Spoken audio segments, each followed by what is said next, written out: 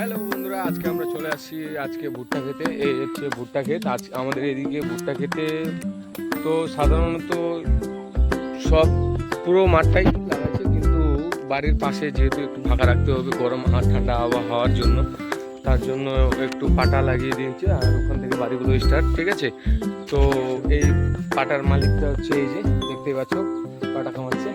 Hello hello বল। আর এই হচ্ছে ভুট্টা ক্ষেত। আমাদের এখান থেকে মোটামুটি 5 বিঘা পর্যন্ত পিছনে হচ্ছে আমাদের।